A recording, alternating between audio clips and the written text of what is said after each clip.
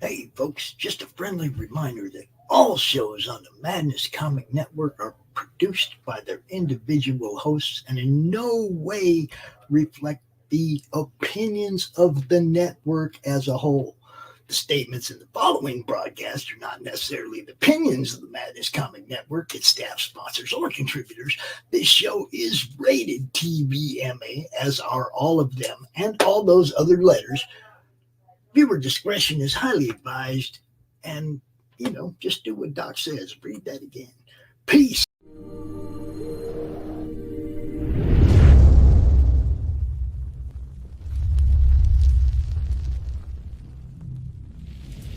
An ancient darkness is breaking through into our reality.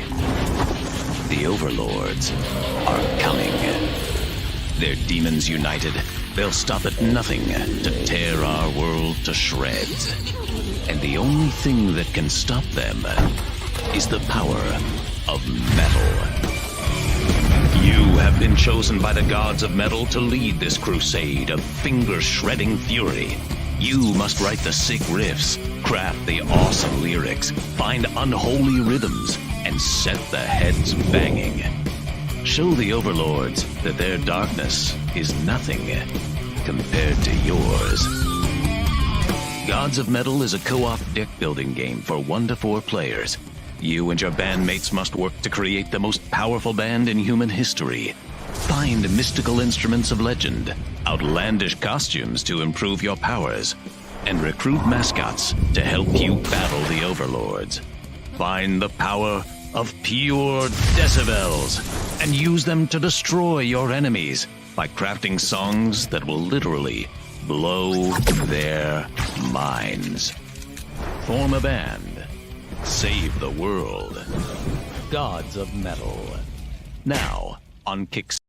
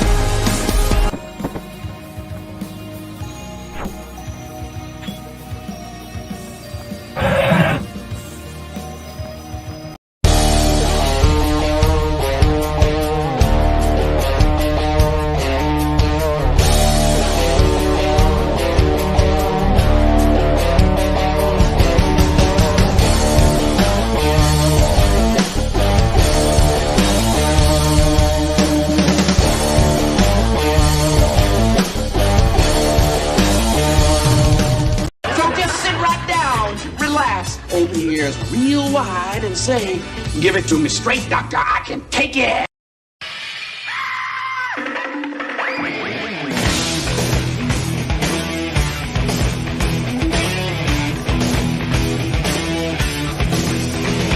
Get the chocks out from under the wheels. Flaps up. No offense, Margaret. Contact. We're off. Rum, rum. Doctor, doctor, give me the news. I got a bad case of loving you.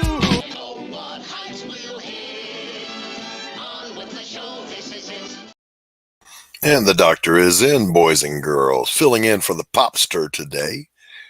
And I'm happy that I had, I'm not happy that Pops is not here, but I'm happy that I have the opportunity to talk to today's first guest. I've been looking forward to meeting this young man for a while. Ladies and gentlemen, Mr. Vaughn Coleman. How you doing? It's good to be here. I'm good, Vaughn. It's good to see you. Look, we were talking for a second backstage, and I'm just going to let that conversation continue.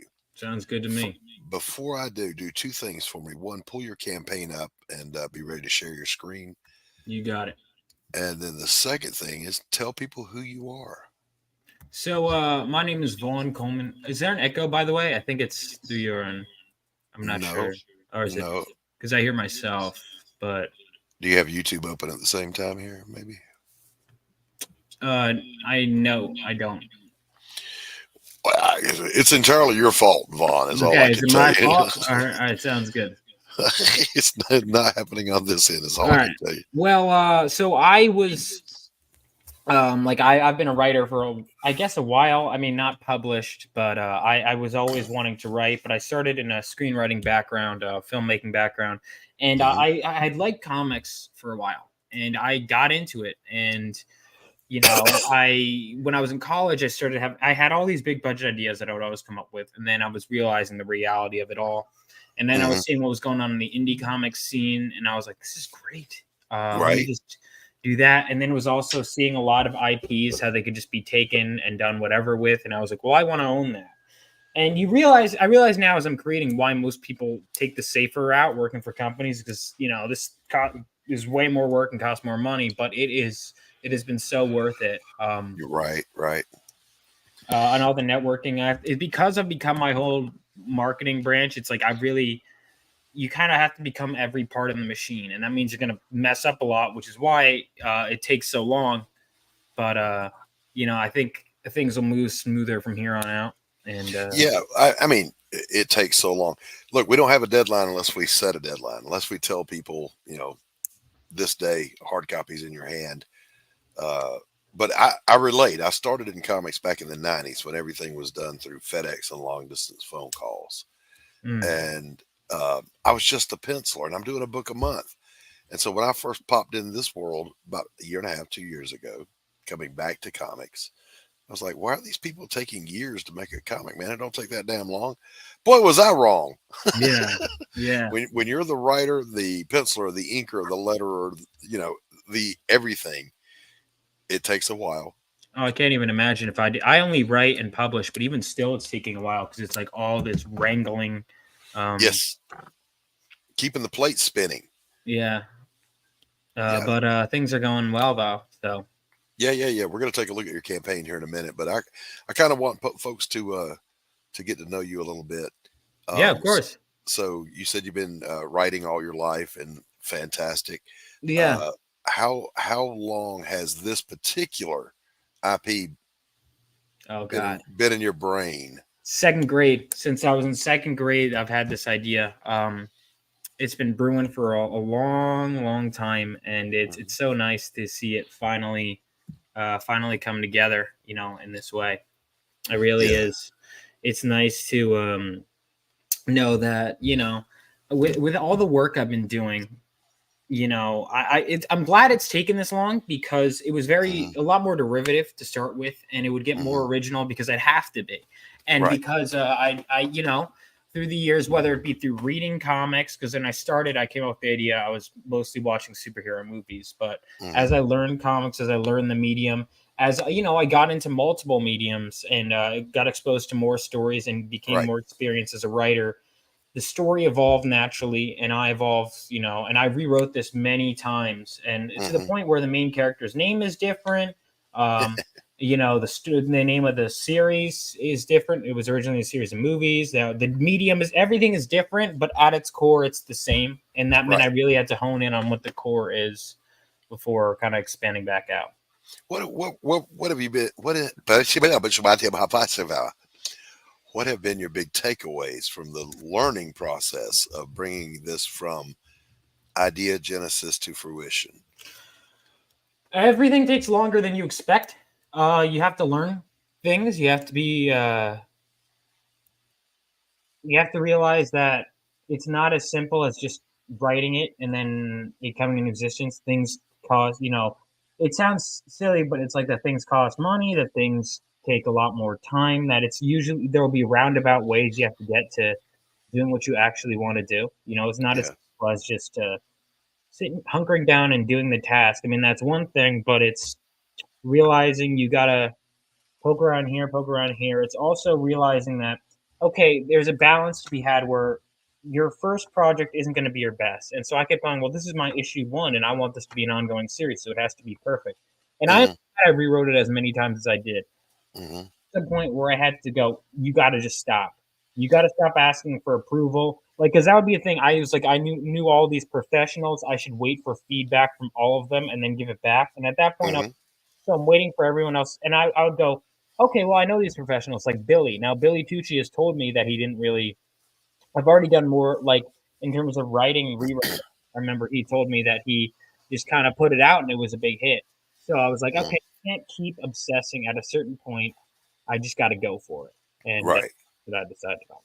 Yeah, yeah. It's almost like turning your kids loose in the world. You know, it's you're as ready as I can possibly make you. Good luck. God bless. Love you. Mwah. Um, Yes. did you have a what the fuck am I doing moment during this process? I think at least one. At least one. I've had a few. I mean, man, I think every time I'm getting I think I've finally got a handle on things and I moved to the next step. Like, for example, I was like, okay, I think I got all this. I got to look at printing. Oh my God, there's all these different kinds of printing. Are you kidding? I thought I was just like, yeah, just print this. But it's like, no, what specific? Oh, you didn't realize this has this better coloring, but it has a little glaring effect. And I'm like, dude, so, you have to learn all these little details, and you Hmm. understand why they just stuck with flat colors for so long, honestly. Like, I Right, do right. understand, especially a lot of the stuff I'd complain about, like prices of comics and whatever. I'd be like, these are ridiculous, until I start doing my own prices. Hmm. And I'm like, okay, I get it. I get it. Because I'm like, I can't believe these people are charging me this much a book, until I start doing the prices. And I'm like, well, I guess I got to charge this much a book. Yeah, yeah, and I know this firsthand as a creator. You hate that. I You do. hate when the unit price has to go up in order to print the damn thing, just to produce it. And none of us want to do that. But it just happens. And like you said, you say, well, I need this paper, not that paper. Oh, okay. That's another X amount per copy, and it just keeps piling up Oh on my you. God. Yeah, and then it's like I had to change the name of my company, and my company and my comic. It's like, I already registered, because the State Departments don't consult each other. And while some people might, like, they don't take trademarks into account or things like that. I have to change in my comic too. Guess I got to pay for another logo, and then Yeah. rebrand. It's like all these little Yeah. things. Oh, Yeah. I mean, that's not really a little thing. That's one of those that sends you to go smush your head against the wall until the mm. squishy sound And there has stops. been a lot of There's been a lot of those moments. But I kept going, I'm this far in. And at this point, listen, I'm 53 pages, 53 pages penciled in ink. I've come this far down this rabbit hole, damn it. Yeah. Like, I might as well. But the thing is, I've said that much longer ago, and Hmm. now much further, and I'm still not done. But it's like, all right, once this is going to be in my hands, but then I keep doing to-do lists. I'm like, well, once it's in my hands, okay, then I got to have the website ready. And oh my God, and then have a digital. And it's like, it seems like it never stops. Well, it doesn't. But it's because it doesn't. Yeah, exactly. Yeah, it seems that way because that's true. It never Mm. stops. The next thing that you never even thought of is going to just, show up in your studio window and introduce itself to you. Mhm. And you're going to want to kill it and yourself, but you just keep moving forward. Mhm. Let's take a look here, Vaughn, at Phenomenova. Oh yeah. So that was the title number. What was that? This is the fourth title I've had. So All right, so this is over on Fund My Comic, is that correct? Yeah. that's correct. Yep. FMC, the way to go. I All right. I agree with you. Yeah, absolutely. Listen, I don't do business with people that hate me. Yeah. I try not to. Yeah. My whole creative team, they seem to like me, so that's good. Yeah. Well, Indiegogo hated me. And then they couldn't understand why I wasn't happy with their customer service. Cool. Do they have customer service? Actually, yeah. If you've got a moment, I'll tell you a hair-raising, ball-scratching true story. We were shadow banned on my first book, Pariah Blood and Mud, from sign up until completion. And somehow we got into communication with an actual customer service rep. Mm. And he, well, I mean, what issues can I help you with? Yeah, you can tell me why I'm shadow banned. We don't shadow ban. Really? Because here's what I need you to do then. I need you to log out of your managing account and just go to your website and search for my campaign. And when it doesn't show up, tell me what that is other than shadow banning. Never heard from the dude again, ever. The kick in the balls is when the campaign's over, they give you your analytics, and they wanted to take credit for 22% of the traffic to my campaign when they shadow banned me. Oh my God. Yeah, so then we get the follow-up letter, how was your experience with him? Well, you shouldn't have asked me that question because I'm a rather talented writer and I'm about to blast your brains out through this email. And so God bless Luke Stone and Fund My Comic. No such shenanigans happening over there. Oh man, yeah, it's been nice. It's been really nice. And I like that I'm on the homepage, and it's like I figured I was like, oh, I'm bringing I know a lot of people that want to back my comic that don't crowdfund anyway. Might as well bring them somewhere they don't know. Kickstarter confuses people because it's like you have to put your information back in after. I've dealt with promoting a comic that I edited on there, and some people struggle with that. A lot of people struggle with crowdfunding, so I know I'm going to make more once it's on my website. So I'm not too concerned about that. There's a lot of delayed gratification, but that's in an age where, especially I think my generation with the internet and all, gets a lot of instant gratification. What that means is that they're going to do stuff that, we'll get instant results instead of taking the longer road, because I think that a lot of people don't have foresight. And that's a shame, but that's generally how it works. And I think that FMC was definitely, I wanted to use them on principle. I've been seeing shadow banning. I was like, I don't want to do Indiegogo. And then Kickstarter, I will do a Kickstarter, but I wanted to start on Fund My Comic. I felt they were the best option for sure. Yeah, I started on Indiegogo because I came in right when Kickstarter had took a dump all over Mike Barron. And I'm like, well, I'm not doing business with those a-holes. And then Indiegogo was the only other real option. So I went to them, and they were a-holes. So let's talk about Phenomenova. Yeah. So this is my comic that I've been doing for a while. It's 64 pages story, 68 pages total. What I hope will be an ongoing, series. Seems like some people are excited, and hopefully that remains, or most importantly, accelerates after they get the book, right? So I've been, working my ass off, making sure I create something that's of quality. And I think, I'm going to deliver. I'm up to page 53 now, inked. So very exciting stuff. What's the 10,000 foot overview here?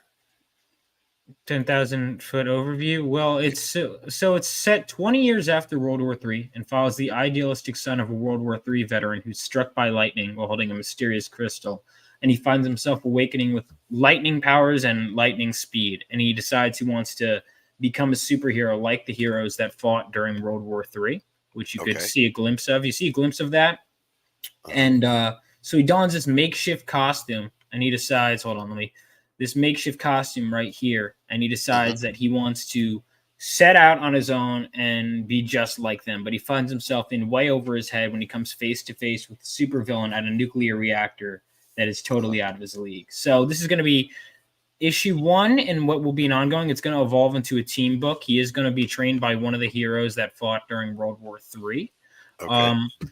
But I wanted to focus on just the main character for now, and really, I think a lot of the time, especially in indie comics, people just throw too much at you in issue 1 because they're afraid that they won't get their ideas out there. And I think I really wanted you to, if you don't care about, if I can't make you care about the main guy, it will become more of a team book, but the main character, at least to start, if I can't make you care about one character, I'm not going to make you care about a team full of them. Right. So, what's the young man's name? Tell me about him. So his real name is Miles Hanksley, but his superhero name is Galvanite. So he is the son of a World War III veteran. He's very idealistic. And in a world where, we always talk about how we missed our World War II as men often, how we weren't in that. And it's like he kind of is in the shadow of greatness, but he still always has this fighting spirit, and you see it in small ways, like how he stands up to bullies at school and whatever. Right. But he's also very adventurous, and you'll see he goes out like exploring with friends, and that's how he finds this crystal. And then once he gets these powers, it's like suddenly he's got the keys to his future. Like he has the power now to make a difference in the world. He has the power. He can now go on the best adventures ever. He can do all kinds of stuff. And so he gets a little cocky, but he has a heart that's in the right place, but he also is very impulsive, and he has a lot to learn. And what he learns is that he's a long way from being a superhero, but he's got what it takes. So how old is he? We're talking to high school? 15. So he's a freshman in high school. Okay. All right. Young kid. We got a kind of a Peter Parker type thing here. A kid with a good heart gets powers. Yeah. And I want to back up a little bit though. What was World War III about? Yeah, so as I was crafting the backstory, I realized this is like a story in itself as I was creating the backdrop. So I do want to make this a prequel, limited series. But basically, what you're seeing here, I don't give all the details, but I'll tell you that in World War III, so when superhumans started popping up, it led to power imbalances that ultimately whatever global conflicts were going on accelerated. And you had this one guy in China who could bend fire to his will, and he took over the government. And from there, he brought other superhumans with him. China having a high population meant more. And he would ally, and eventually he began World War III. And so you saw world powers like good guys forming their own like almost international military style Justice League team. This is only some of the members. And from there, it was almost like a superhuman arms race that led to World War III. And while it did lead to a lot of great destruction with superhumans, it showed that they could also prevent a lot of destruction. So it was really like the heroic ideals in a World War setting, showing that, power is what you make of it. Right. Yeah. And so in the aftermath of that, you said it's 11 years after? It is 20 years after World War III. 20 years. I'm sorry. Where did I get 11 from? I don't know, but it's it's okay. 11, 20. Now I'm saying it. 20 years after World War III. I decided to. I wanted there to be a gap in time to really show how the world has changed. Right. And you could see humans developing technology to deal with superhumans. You see that in our villain here.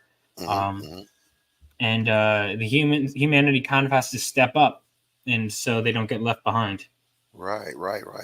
So that you've laid an intriguing world out here. You've got a compelling character. That leaves us with the story. So how far into the arc of his story are we at the end of this book? So at the end of this book, we are left with he is ready to begin training under one of the superhumans and will soon meet the team. But at the end of issue 1, he's set up to, that's the plan, is he's set up to start training with one of these heroes here. Okay. All right. Right on. No spoilers here. Walk us through first before we walk through the campaign. Tell me about your creative team and how you found these folks, because this is a beautiful project. Yeah, thank you. Hold on. God, I gotta. There we go, right here. Okay, so Facebook, beautiful place to find people. So I would post, and I got some feedback from some artists, and Philip Cruz's name came up. And I remember I had gone through like over 100 artists trying to find it. And it was a number of factors. It was making sure they could communicate and were willing to talk on the phone. If they weren't willing to take calls, that was a thing for me, because I'm very much a back and forth, let's talk this out kind of creator. I think that's extremely important, especially with something I've thought about this much. Preach. And, it's crucial. And he was great, and he has continued to be great, and everyone loves his art, especially me. Perfect fit for this project. So then Jesse was recommended to me by a few people, and his portfolio was fantastic, and he has been a great. I had to find a colorist that complemented his art well, and Jesse has killed it. Right. So when I did my first 10-page short story, I had someone letter that, and I was like, oh, he did a good job. Let me bring him on board. And so I brought him on board as my letterer. For my editor, I had decided to, again, use Facebook, and I found someone who we just talked on the phone for like an hour about the first 5 pages of my story, and I was like, wow, this guy he's great. I got a great feel for him. We talk a lot, always gives great feedback. He's the man. And then my buddy Reed, he was one of the first people I showed, because he had some feedback in regards to the nuclear reactor. He knows some stuff about the subject. Right. And I was like, dude, oh, just take a look at my script. You don't even have to really say much. And then he gave full on notes with everything. And I was like, I didn't even expect that. He goes, yeah, can I be an editor? I'm like, you know what? Sure. And so I brought him on board, and he's been great for him. So I realized, like, I took way too long to get started on this project. So I had been telling Philip, hold on, I haven't fully decided on you yet. And wait, because I wanted to make sure my script was perfect, or as perfect as it could be. And then obviously I'd had him waiting so long, and then we were doing character designs and the cover, and I could tell he wanted to get started on the interiors. So did I. So I was like, okay, be honest. Do you want to extend this process of designing all these characters, or because he had designed 2 of them, or do you want to me to hire someone else to design the rest, and you can just get to the pages? And he was like, yeah, can you hire someone else? And I was like, perfect. So I had I had Juan recommended to me. He goes, aka Padrino Art, and he was great. We did those 4 character designs. He killed it. Okay. And obviously I needed a logo. And so initially it was the Living Legends was the name. And then I had to change that. And then Phenomenova. But he did those. Ed Lavallee did those logos. He works fast. He does a great job. Bobby, he also does logos. He did the Rebel Oasis logo, which got me banned on Instagram and Facebook. Actually, the little gun palm tree got me banned. Ridiculous. Or a shadow banned. Yeah. But also the link to the site Rebel Oasis Studios is fully banned. Fully banned because it's a terrorist website. This is an all ages comic book. Okay. All right. And then yeah, ridiculous. So then we got for the mini print, I had my artist Zach, and then Nick, who just finished up crowdfunding on Kickstarter, his own book. Nick did the colors here. And then for my variant covers, I had my friend Julia, aka Juju, Jules. She has too many online names. She did the trading card, which is available for the first day. I think I'll bring it back for the 30th day of the campaign for people to buy. But it was free for the 24 hours. She did that, and then she did such a great job. And the new Final Fantasy VII game was coming out, and I was really excited. And there was a part where my blonde character is looking up at a futuristic reactor in the script, and I was like, why don't I do that as an homage cover? And so I brought her on. Homage parody, I don't know what to call it, but she knocked it out of the park on that. That was an obvious choice. That was she was the last cover artist I brought on. Rainey, I knew from the beginning I was going to hire her as a cover artist, and of course she killed it. Her cover is not yet colored, but it will be, and he'll be holding a lightning ball here too. Yeah, Rainey's just amazing. Yeah, damn it, she's so good. She makes me just say, "Damn it," when I look at my own art. Yeah, she's really good. And then Sukeisha was another friend of mine, and she killed it on her cover. I decided to hire her for a cover as well, and people really like this one. I especially like how the colors pop. So that was how I came about getting this whole creative team. All right, so you got your team together. You begin the nightmare of producing a comic book. Oh God! And, yeah. and now we've landed here. Here's the campaign. Why don't you walk us through the tiers over here? Yeah. So if you check this out, so $5 signature tiers. So here's the thing: if you see me at a convention or know me in person, I'll happily sign things for free. But this is just because I have to go to that fulfillment, and it's that extra step. So if you $5 with whatever tier you get, I'll sign whatever you want. Just let me know when you're filling it out. What you want me to get signed. So then we got I decided, you know what, I'm gonna make it at least $5 less than average for the main cover. So it's $20 for the main cover. And that will be available after, but the thing about it is when you back the campaign, you get this mini print, one copy of this mini print free with every order. So that's going to be campaign exclusive. Right. So make sure you get that. And then for the variant covers, they're all limited to the campaign, and they are They are $25 each, and you basically just pick the variant cover of your choice for $25. And then and again, mini print comes whatever order you get. Then you can get the main and the variant. It's pretty simple. Then, or you can just get 2 variants. A couple people have just used this just to get 2 Rini covers. Yeah. I think one person has done this for that too. But then there's the main cover in 2 variants. If you just want 3 of the covers, or if you want 2 copies of variant, I don't know, whatever you want. Then if you just want the variants, boom, right here. And then if you want all 4 covers, that is $95. And you can get them all signed for $100. Then for the Give Me Everything. So this also comes to the poster of our main cover, 11x17 poster for just $20 more. And then if you're crazy and you want to throw $500, you get it's a $630 value because you get 5 of each cover. You get 5 of the exclusive day 1 trading cards, 5 of the mini prints, and then you get your name in the book, and the shipping comes with it. So fantastic, yeah. And then for the producer tier, which is insane, I decided because I was like, you know what, I'm gonna, just in case someone is crazy enough, if even one person, and luckily I've gotten 1 of each, which is outstanding. If even one person wants to back any of these crazy tiers, they can go ahead and do so. So the producer tier is you get your name credited as a producer. You get a handwritten thank you letter by me. You get 15 copies of the main cover and 10 copies of each variant cover, 10 Dark Cloud mini prints, 10 of the mailing list exclusive trading cards. And whenever there's a digital copy available, you'll get that free as well. Nice. Very nice. And shipping is included in that. Then this is for retailers. And then if you just want to add Dark Cloud mini print, if you already get one, but if you want one more, just $3, and you can get as many of them as you want. It's $3 each. Nice. But then after the campaign, no more. All right.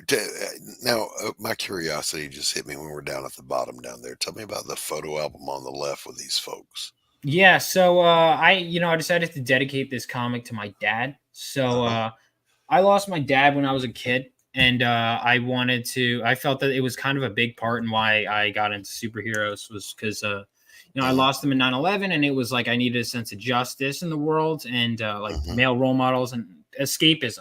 And then superheroes gave me literally all those things. And as I was revising my script for the 5,000th time, I was like, why does my character feel like he's missing something? And people were already going to accuse me of making a self-insert anyway. So I was like, you know what? It felt like Peter Parker had lost his Uncle Ben, right? Bruce Wayne lost his parents, Superman lost his world, and I was like, my character needs something. And I had always had the dad wasn't in the picture, but it was never really specified. And I was like, let's dig into that. Yeah. And so I decided I felt I had a good story to work from, and it made the story so much better because it played with the idea of legacy. And naturally, because the world already had a world war that was 20 years earlier, I was like, it makes sense that he would have been a veteran. And so, I decided to incorporate that in the story. And, that's awesome. I decided I normally don't model, most of the characters aren't modeled after real people, but I wanted him to look like my dad so his legacy could live on forever. And so that's what I decided to do. Good on you, my man. Good on you. Thank you. Showing some dad love. You paying attention, my kids? Are you paying attention?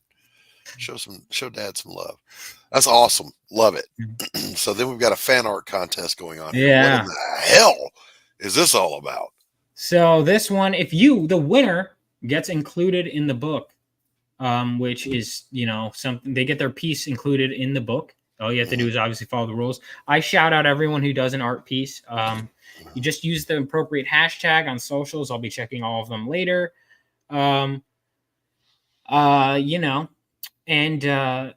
So you definitely want to make sure you get in on that. Obviously, no AI and whatever, but the winner will get their piece featured in the book itself. I plan on doing a whole art contest celebration announcement stream towards the end. I'm giving my artists as much time as possible, but keep in mind, it's once the book's about ready to print and we have one space to fill, that's when we decide. This is going to be the last thing. We'll set aside the page for it, and then this will be kind of the last thing we decide. before we roll out the door to give them as much time as possible. Very cool. And then, Very cool. And then we'll shut down the campaign shortly after. And the thing about it too is why I decided initially I was gonna have the whole book done. I decided to have it launch earlier, and I feel like during the time I'm campaigning, like the book is actively being worked on. So I figured I have to campaign for like, because I'm also doing Kickstarter, like let's say about 2 months. I was like, that's about like maybe a little more, but that's about where I'm at production wise. Yeah. So might as well just start, and they'll just be like, go ahead it'll be ready. Yeah, go ahead and kick it. Now, who has been your lean on person through this process? Because we all have one. Honestly, I gotta say, to the point where she hosted my launch, Rini has been like, I asked her whenever I need advice, because she did so much. Like, I love her work on Fiendish. Her website's great. I'm gonna have her help me with that. She's been my go-to with a lot. She was like the first one I thought of with cover artists. Well, her and Billy Tucci. Billy's too busy at the moment, right. But there were so many people, but she was probably the one I'd lean on most. I talked to Graham Nolan a lot, talked to Billy Tucci. There's a lot of people I've talked to. Now, I got to slam the brakes on for a moment here. I'm talking to Billy Tucci. I'm talking to Graham Nolan. How the hell does that happen? Oh, well, I met them at cons and I hung out with them. It really is that simple. And then we've been talking since. Right. I don't know. They seem to like me for some reason. Yeah. Well, I mean, the moral to the story is, boys and girls, the answer is always no until you ask the question. If you don't go and meet somebody and talk to them, then you don't know them. Yeah. So kudos to you for that. So this is a great looking campaign. I've heard a lot about you, Vaughn. I was eager to meet you. Oh, thank you. Pops asked me, would I pinch hit for him today? And I said, hey, who's the guest? Vaughn Coleman, Chris Brown. All right. I like Chris Brown a lot. We're buddies. He's a badass dude. Love him to death. Okay. But Vaughn Coleman, I was like, hey, I've been wanting to meet this kid. So what a wonderful opportunity. Yeah, it's been great. I've been wanting to meet you too. People had recommended that I come on your show, so I was looking forward to it. Yeah, we'll get you out on my show specifically. Sounds good. Mine's Wednesdays at 1 p.m. Eastern, Doc's Coffee Shop here on the network. We have a lot of fun over there. And, it's a great time. Yeah, it's less about shilling on that show than it is just hanging out, letting people get to know you and having a good time. Oh, I love that. No, sorry, I only sell my products. I'm not. Yes, we'll personality. Yeah, not so talking much about things I like, having fun. I'm no, I'm kidding. I love that. Also, I will say people who do daytime shows, because you don't realize. I mean, obviously, I understand most people work, but it's like, especially when I'm trying to get a lot of shows in, everyone's like, oh, 7 p.m., 8 p.m., 9 p.m., and I'm like, I can only do a couple of those a week. And so those are super helpful, but I'd love to do that. Yeah. I'll send you info and a link on that. But that you just hit on something. I'm campaigning right now also. And it's the thing. You have to do it with every book you put out. You got to go on the shill tour. Oh man. You got to get out there and listen to people ask you. And I was cutting up with Max DeVille over at Atrocity Press. You get asked the same question so many times. There's a strong psychotic temptation to start giving ludicrous answers to the questions. Change it by interviews. Like, wait a minute, this guy's not consistent at all. Yeah. I had someone ask me when I was doing Pariah. They said, I don't get it. What's she, the whole I didn't get it thing is what got me. He said, I don't get it. What's she on a quest for revenge for? I don't know how you possibly missed the whole story, but it just kind of made me snap in my brain a little bit. And I said, well, she had a YouTube cooking show and someone criticized her recipe for brownies. So she decided to go on a murdering streak. A murdering streak? No, that's a good Because again, you're shilling so much and spending so many times going on shows. Like I remember I would get links and not even know where I was going. There's just a link here. Click on it. Okay. And then I'm backstage and I go, where am I? That's awesome. What show is this? That's awesome. I should just like gradually change details of the story. Like, he's like you like change numbers here and there. Oh, World War IV, and then when they start asking questions, I'm like, no, don't worry about it. Yeah, he's bitten by a radioactive. No, wait, that's Lightning the bug. thing. Yeah, the radioactive lightning bug. The temptation is there to do that because it just drives you crazy when you're in this process, and Oh man. you're always babysitting the campaign like a mother hen, because you're not going, ooh, money, money, money. You're going, oh, thank God, now I can pay my talent. Now I can pay my staff. And a lot of people, I don't think, realize when they look at crowdfunding totals on a campaign, they go, wow, that guy made bank. No, that guy barely broke even. Or that guy didn't break even. Yeah, you don't realize that. You're like, oh, you made, like, people are like, Vaughn, you made this much money. I'm like, I did not make this much money. That's a lie. That's a lie. Yeah, when you take in the website fee, when you take in shipping costs, when you take in printing costs, when you take in talent costs, paying the talent, preposterous. Yeah. Yeah.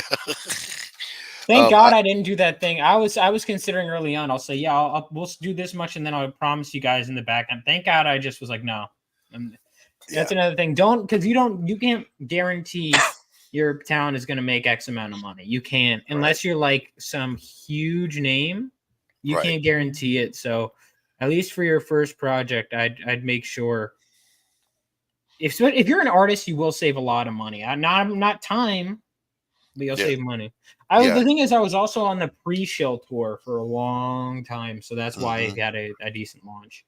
Because people knew me for a while. Yeah, you've had a great launch, and I don't want to take away from that, but it is equally true to say that when you're posting those good numbers on the funding, it ain't like my man's pocketing the money and going, hey, now I can really afford to go get that 2-for-1 at Pizza Hut. No, hell no. Yeah. I promise you, if you start breaking down the math, 9,000, and I'm not discrediting anything, but 9,064 pages, 68 pages is not what you think it is at first glance. If you're a creative, Yeah, it takes a lot of money to make one of these. Now, like you said, I'm the artist and writer on my book, and I've got Anthony as my publisher, and he's a great guy to work with. We have a good time. But the trade-off is it's all day, every day, and you laugh at people who work 8 hours a day. My wife hits the door right before 6 every morning.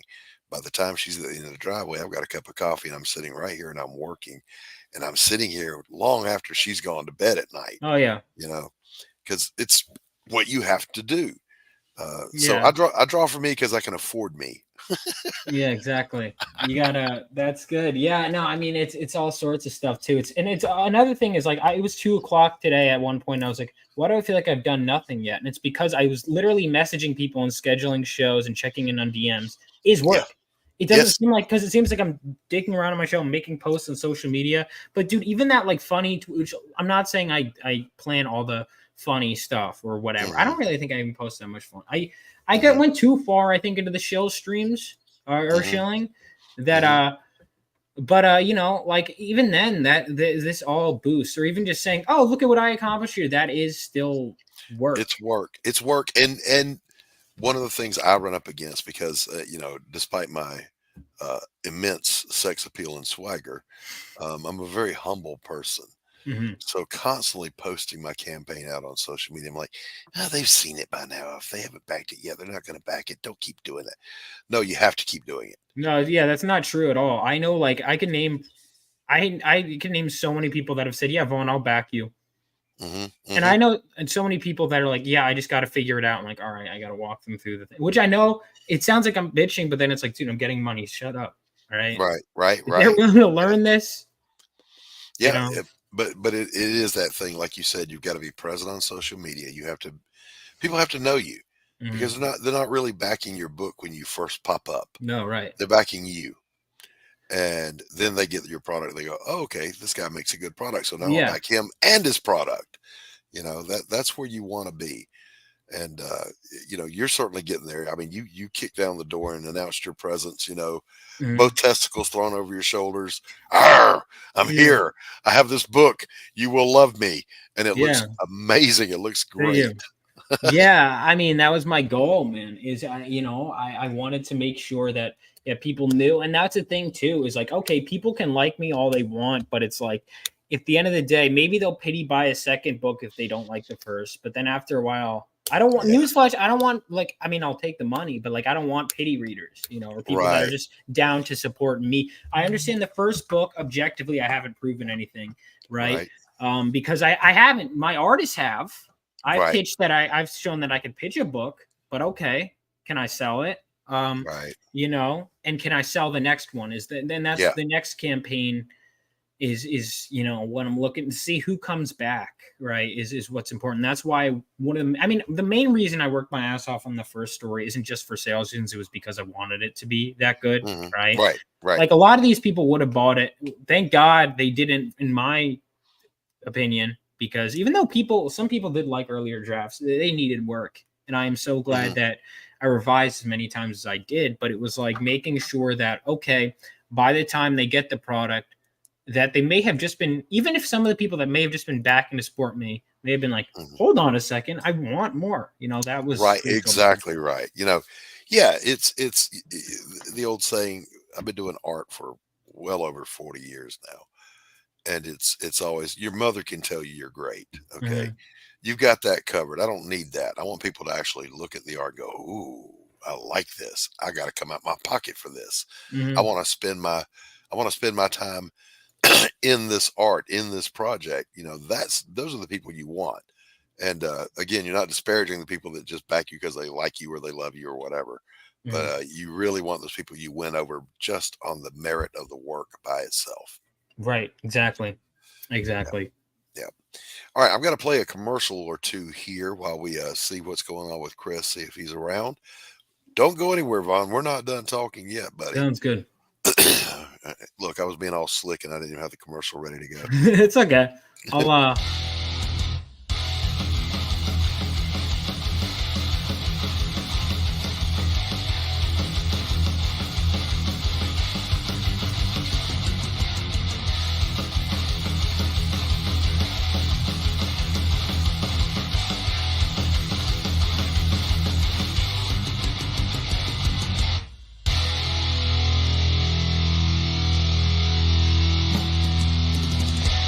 Flip City Magazine is just really pulling out all the stops, man. Your guys' production value of this magazine has gone insane.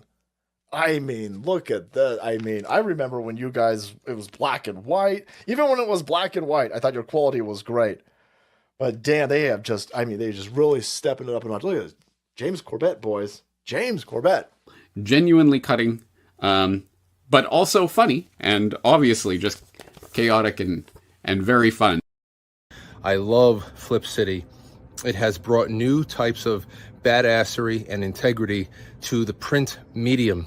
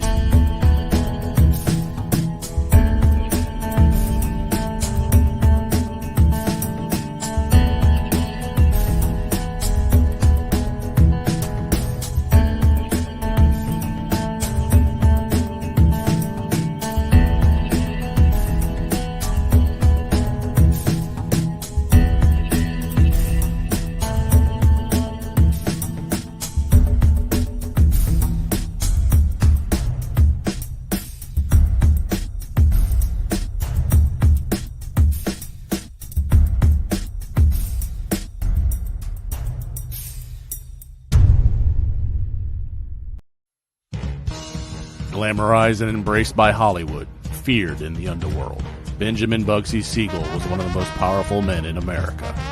He was also one of the most hated. The man who gave birth to Las Vegas was gunned down in the luxurious home of his glamorous lover. Almost 80 years later, his murder remains unsolved. Who killed Bugsy?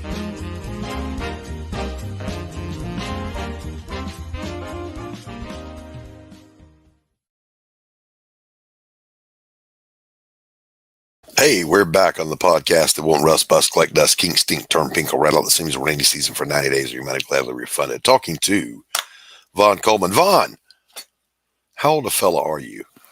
I'm good. I'm great. I'm really enjoying this. It's been a fun interview. Yep. How old a fella are you? I'm 24. 24 years old. Mm-hmm. Jesus Christ, you're going to be around for a while, aren't you? I hope so. Which leads into the next question.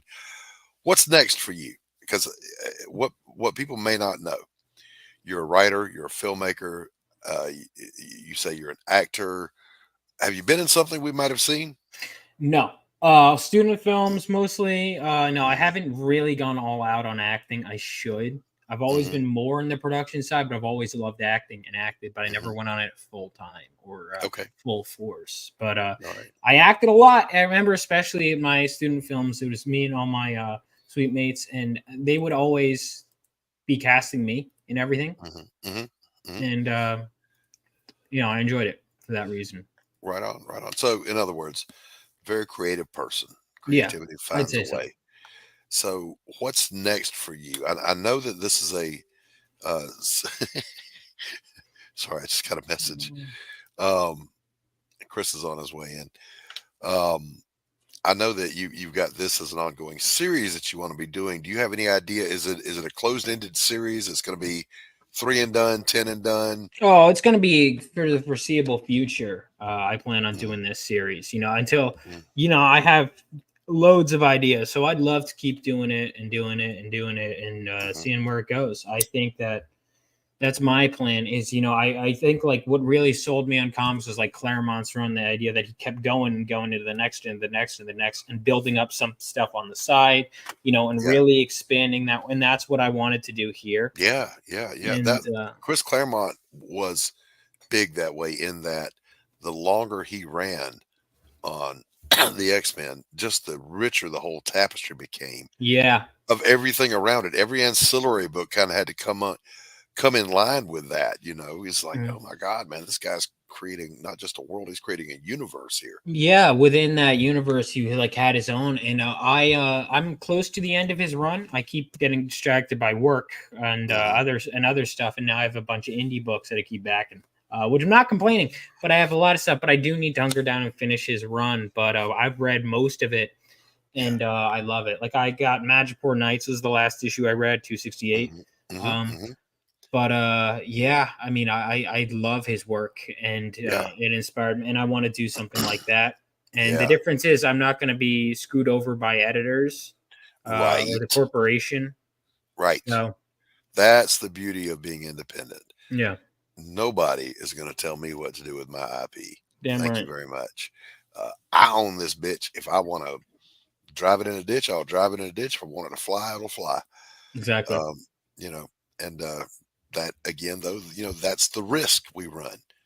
What if it flops? What if nobody likes it? Well, that's just the risk you run. But the reward for that is your freedom as a creator to do as you desire to do. Exactly. Pardon me while I barf up a lung. I'm old. I smoke. What can I say? What other endeavors would you like to see Phenomenova go into an animation? Or Absolutely. That was when I had switched it. It was like a series of live action movies, and then I started watching more animated shows. It was I do kind of notice that it's almost like as I started expanding my interests, the medium changed. So like I'm still into film, but right now I'm more into comics at this current moment in time, but I still love film and stuff. But I mean, as I was into animation, I was picturing it as an animated series, and I still would love to, do it as an animated series. Absolutely, that would be my next like jump if I were to do the comics. I'd love to do an animated series. Yeah. Build a body of work here and let people see what you got, and they'll come knocking. They'll come around. I agree with you. I would like to see something like this. This is a wholesome. It's meant for younger readers, or not necessarily meant for younger readers, but accessible for younger readers. Right. And bravo for that, because I don't see this as pandering or talking down to. Right. You're not preaching any kind of agenda or mess. Just, hey, I got a really cool story about this kid. Let's tell this story and let it just be a good story. Yeah, I don't. I want it to be for when it's all ages that mean it. But obviously, we got to bring in like we're losing the younger crowd. I know it because I look around. I don't see a lot of comic fans my age, and a lot of the ones that do, it's differences. But in general, I try and appeal to everyone I can. And I remember my editor said, this made me feel like it was an old friend. Like that's what it felt like from the script, that it felt like something that was optimistic and like old school superheroes again. Yeah. And that's what I think is missing. I think everything has a postmodernist twist. And I always say this, I consider this in an age of deconstruction to be a reconstruction and a reconstitution. I agree with that. Genre. I agree.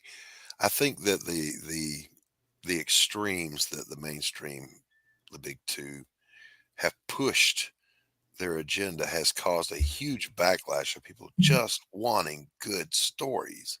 They're not interested in being preached to every month about someone's pet, whatever. Yeah, 100%.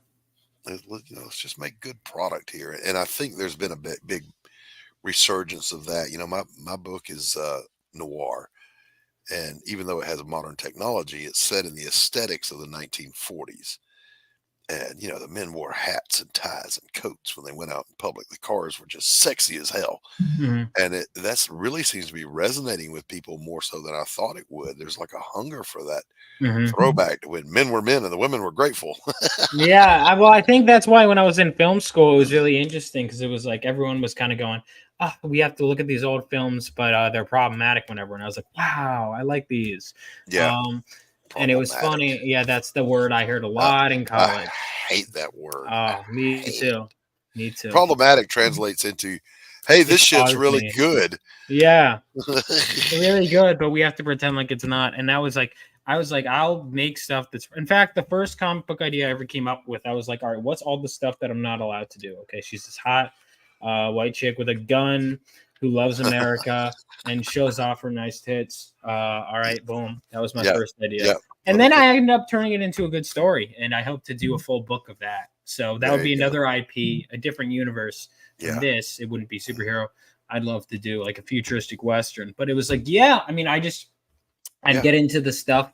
Every time I was listening in class, and they go, yeah, that movie's outdated. But sorry, what's that called? Okay, let me write that down. Yeah, I'm definitely going to go watch this again. Yes. Even for me as an older guy, all right, Casablanca way predates me. It was made before World War II was even over. Yeah. And it's set during World War II, so it's very contemporary for its time. And it's got some corny lines in there and whatever. Who cares? You watch that thing and it's a masterclass in storytelling and lighting, direction, acting, all of it. It's just freaking beautiful to look at. And people would say, it's problematic because Sam calls Rick boss. Well, he is his boss. He works for him. Yeah. Oh my God. Problematic, my ass. Get out of here with that. Well, All right, Vaughn. We're gonna bring in our next guest here, but I'd love it if you want to hang around. If you've got to go, you can go. But we'd love to have you stick around. All right, I'll stick around. What time are you here till? I have no idea. It's not my show. Okay, I was just curious. I think what I'm going to do is just do whatever the hell I want to do until I'm told otherwise. That's kind of the way I've rolled through life anyway. Okay. Always ask for forgiveness, not permission. Right. Hey, you guys know my next guest. This guy is the Laughing Rogue. He is the man to talk to about games. Welcome, Mr. Laughing Rogue. How you doing? How you doing? It's good to see you, my friend. You too. Oh, how are you? Not too bad. How are things in the world of the Laughing Rogue today? Today was interesting. Yeah. That's He's- some Sayaka. I was like, oh shit, Chris Brown's going to stand me up. What have I done to piss him off? I like No. this guy. As God is my witness, it just happened that they delivered the heating oil on a 90-degree day. And Yeah. I'm like, guys, fella. So, it is what it is. Life is full of these gentle ironies. Yeah. We had the little girl at the hospital today. Oh, no. Yeah. Well, she was playing soccer and got a fracture. Oh, man. Yeah. Well, she wanted to run right back out and keep going. So, I mean. Of course. Because kids are made out of rubber at that age, They're indestructible. God bless them. Well, I hope she'll be all right. Yeah. Let's see. Let me catch up with the chat here. Sketchy Guy in Nevada says, living the dream. And I think that comment was in regards to paying a fortune to produce your own book. Oh, yeah. Grey Wolf says, yeah, my Renfield story is set in 1932 Chicago. I'm taking great pains to make the clothing cards. Yes. And there's such an appeal for that right now. Excuse me. As a matter of fact, Chris and I are going to be collaborating on a project. One of his next games coming up is Scene of the Crime, a card building game. Am I saying that right? Is that what it is? Well, it's a narrative story driven game where you're going to be okay, a detective who's actually going to be investigating, asking questions, and following along. Hopefully, solve. Well, in noir, it never goes out. It never goes as well as they planned. Right. There's always a damn dirty thing in there somewhere. There is. That's a great title. Thank you. So it was just fortuitous, I suppose we would say, that just as I'm releasing a damn dirty thing, Chris is getting ready to launch his noir game, and he said, hey, I want you to do the art for this. I'm like, at this point, I think I got the hang of drawing guys in fedoras and trench coats. Yeah, I'll do that. Let's take a look at what we got here. Right now, though, we're talking about Gods of Metal. 61 hours to go. Yep, 61 hours on the campaign. Now, I want to, before we dive into that, I want to play a little something here for the boys and girls. This thing is getting some attention. Mr. Chris, what up? Also, Christgau from rock and roll band Five Finger Death Punch. Heard that you're about to launch your newest board game, Gods of Metal, where you take on the persona of different metal musicians to stop the overlords and their demons from taking over reality. I think I know a metal musician that can help you fight those overlords and those demons. That is me, Christgau. So, shout out to you, Chris. Shout out to all of the Laughing Rogue crew. And shout out to Gods of Metal. I will be in there taking over reality from the demons and the overlords. Christgau. Just like it says there on my hat, in case I forget. I do play bass.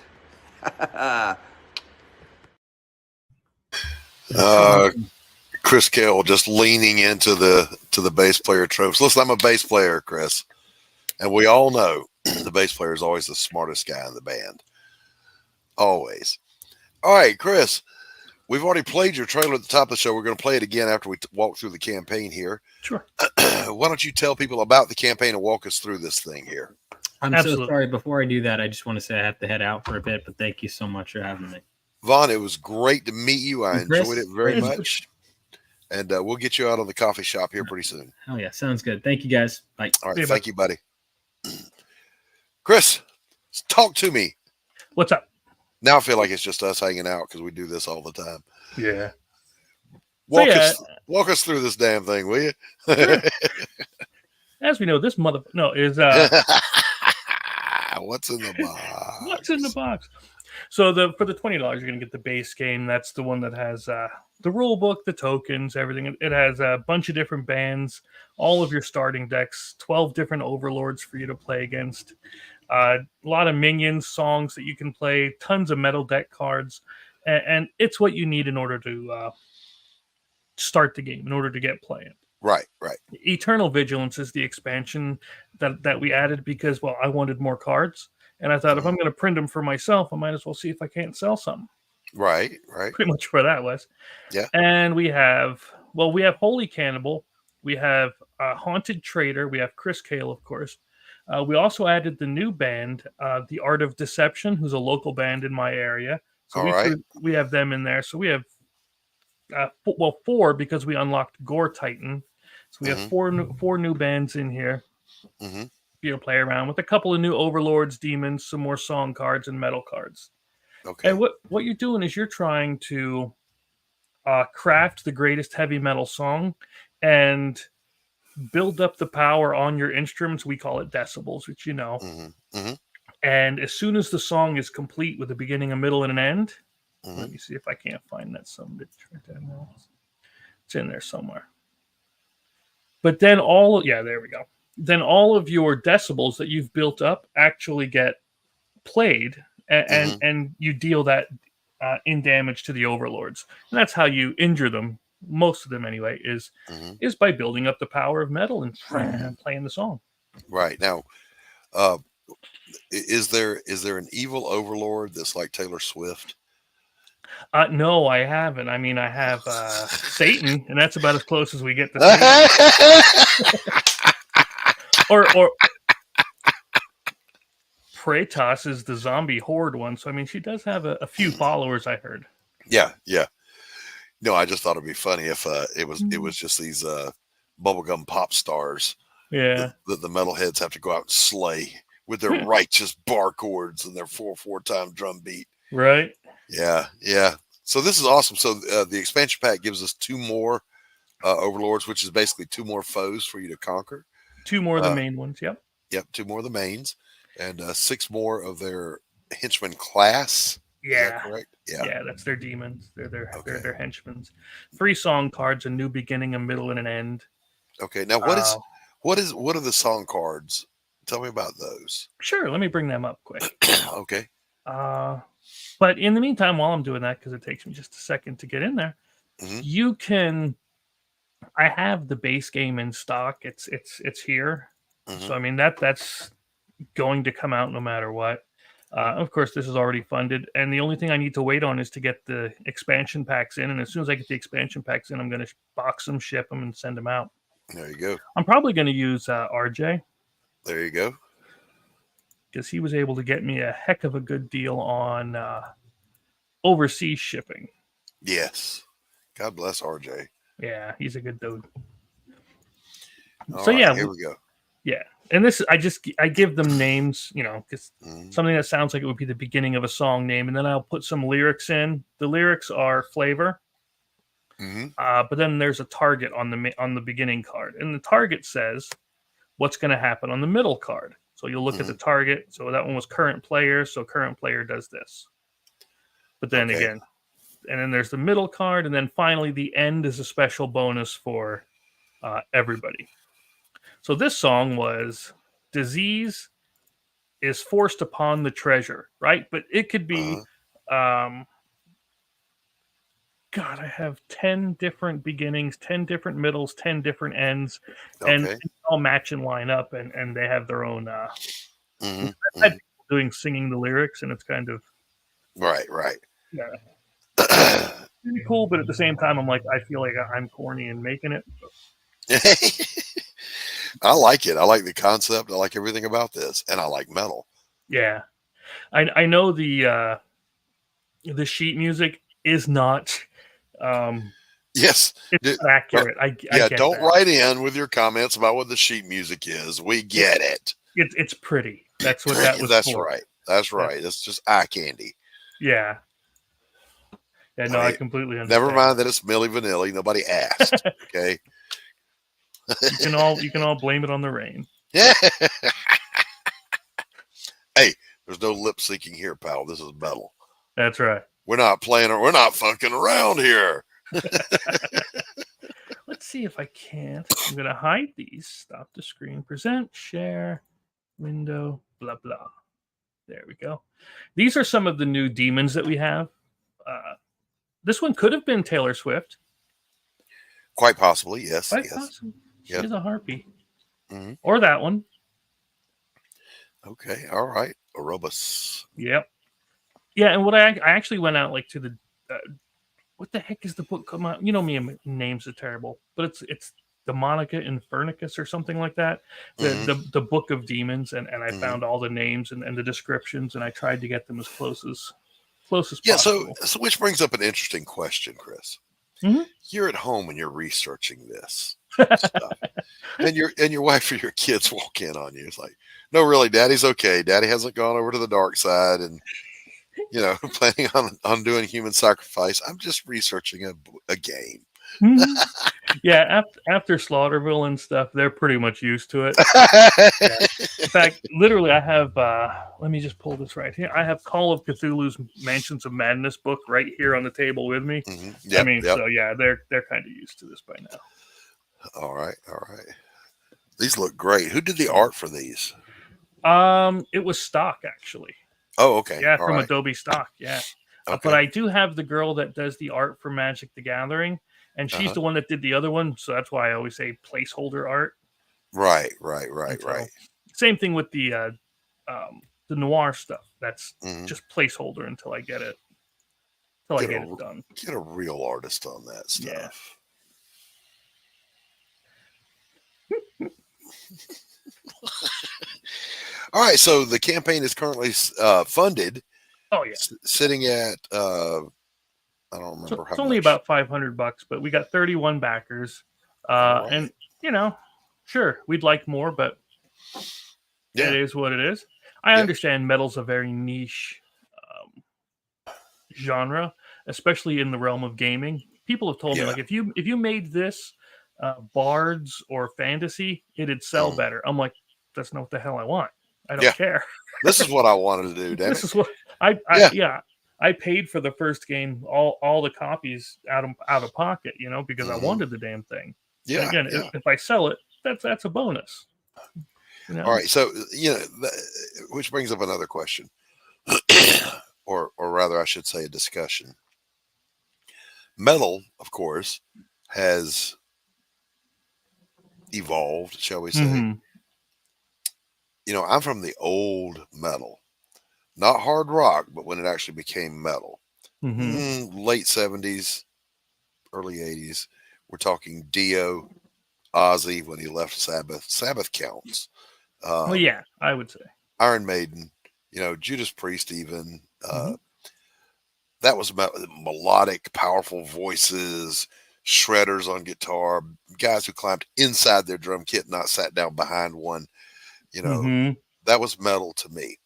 And I can remember back in the day, Chris, I went to go hear some friends of mine. They put together a new band, and they were thrash, which is what they call metal now. I mean, if you're not Cookie Monster, you're not metal anymore. And I remember listening to that and going, "This sucks." The only thing this has in common with metal is they're using distortion. And then everything becomes fractured. So then you began to get new metal, operatic metal, industrial metal, Cookie Monster metal, death metal, blah, blah, blah. But me personally, I'm always just going to be old school metal. Yeah. But that doesn't mean that there's not a lot of the new stuff that I really love. And I would say there's a ton of metalheads out there.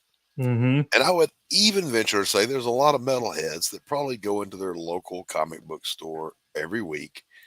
They just need to see this project to get on board with it. Get in front of some real eyes and let the word get out there. A little spin happen with it, and maybe your friend Christgau from Five Finger Death Punch can help with that. Yeah, I reached out to see if he was going to come on today, but he didn't get back to me yet. Right. I would say, Christgau, it's too late now. All right. Well, yeah, I mean, it's a bit late today, but it was the thought. It was the thought that counts. Yeah, but anytime, Christgau, anytime you want to come out on the show and you want to talk metal, you want to talk about music, you want to talk about comics and games, whatever you want to talk about, come on out. Glad to have you.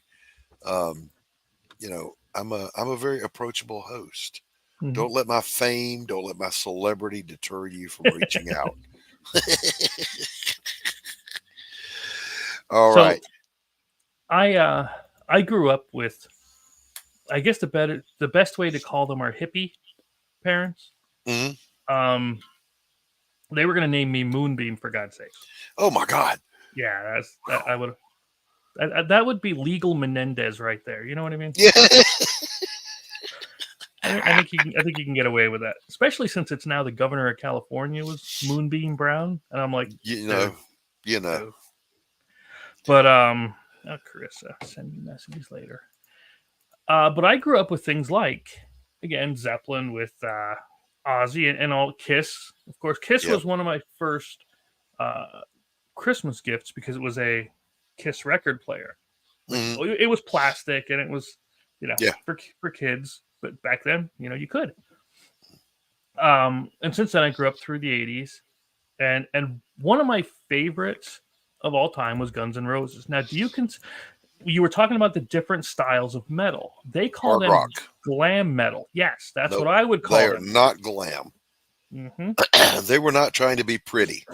Okay, there's no pretty in Guns N' Roses. That's a band full of ugly. They were really talented hard rockers, and that's all they were. Mm-hmm. There was a lot of talk when they first showed up with Appetite for Destruction. This band is situated to become the next Rolling Stones if they can hold themselves together and just keep putting out good rock and roll. Unfortunately, of course, they didn't. They imploded, like all the great ones do, mostly.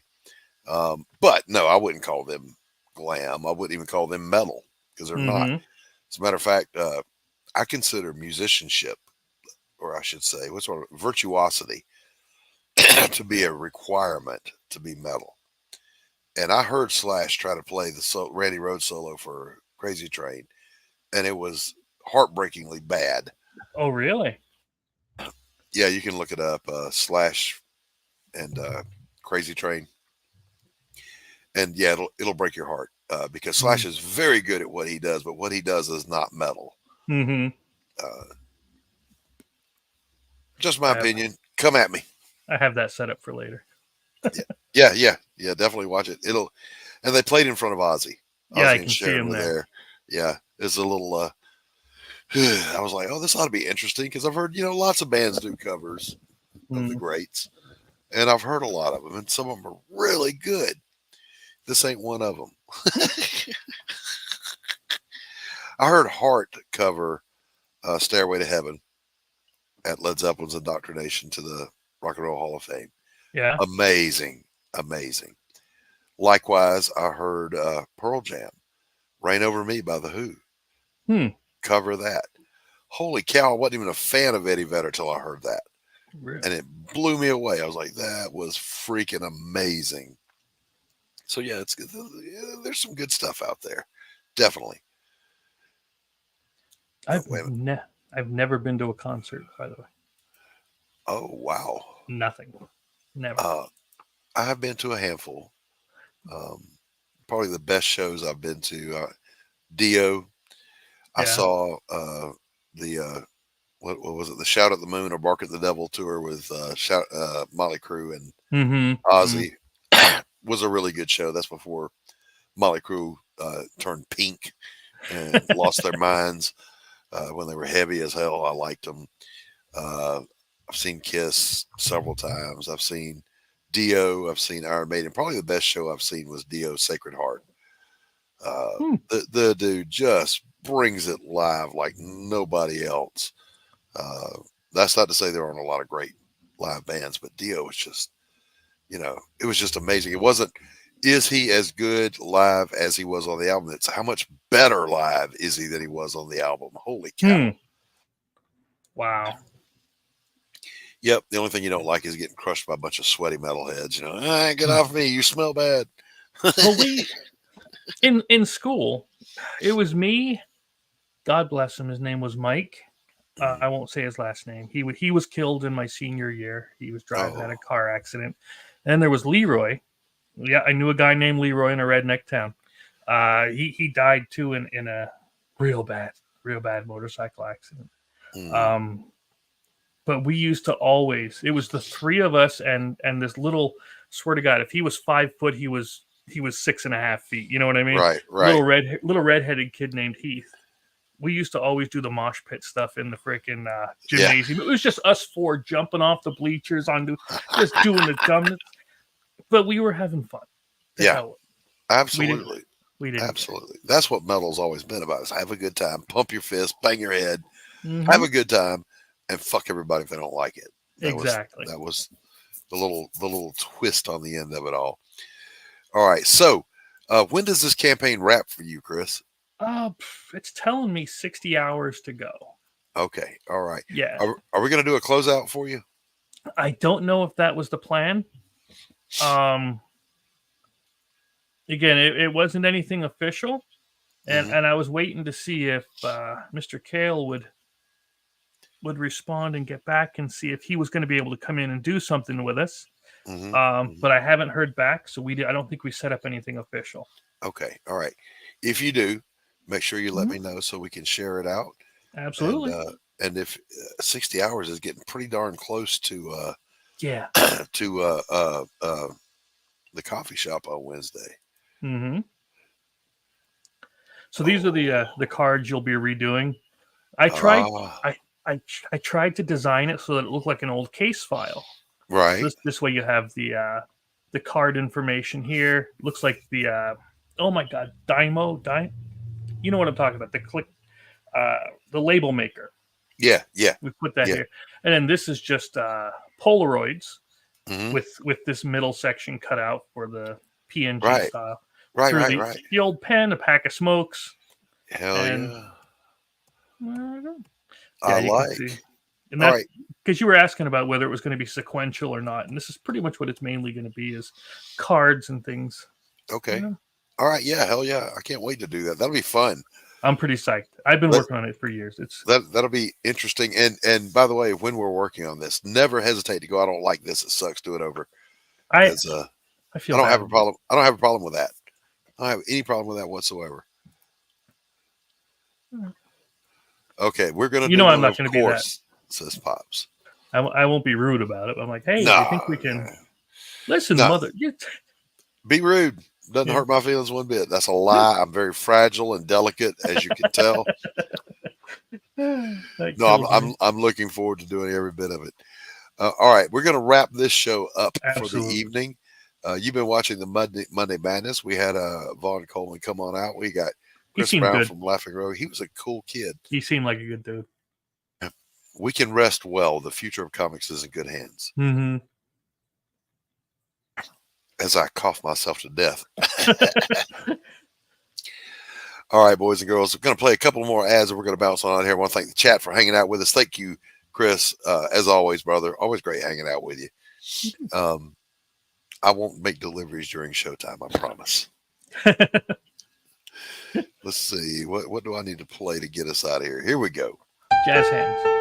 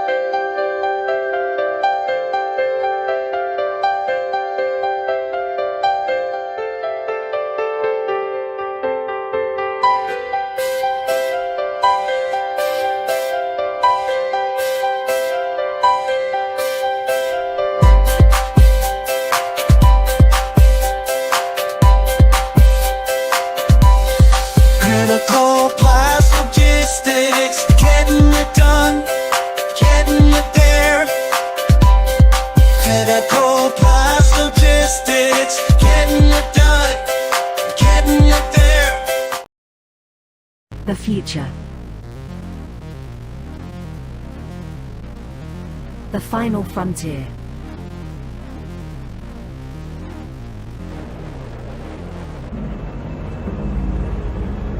It has never been so uncertain as now.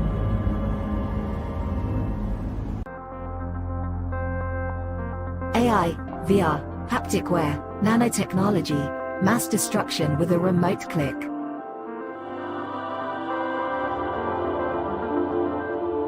Now we are finally seeing the true potential and dangers of an ever-connected and overly policed hyper-technological world.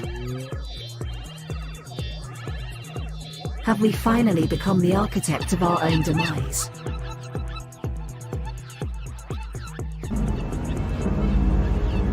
Is there still hope?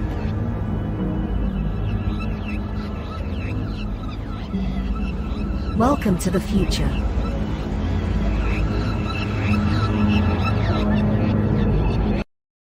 Welcome to Punk Droid.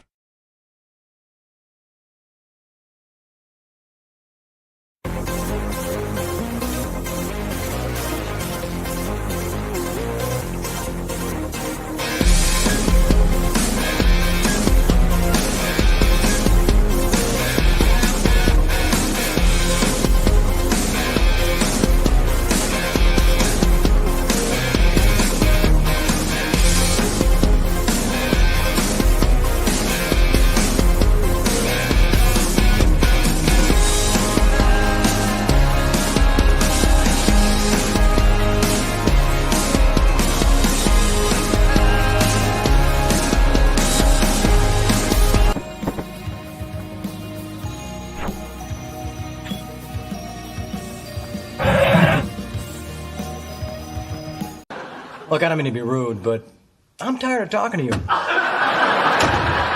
And don't think it hasn't been a little slice of heaven, because it hasn't. Wow.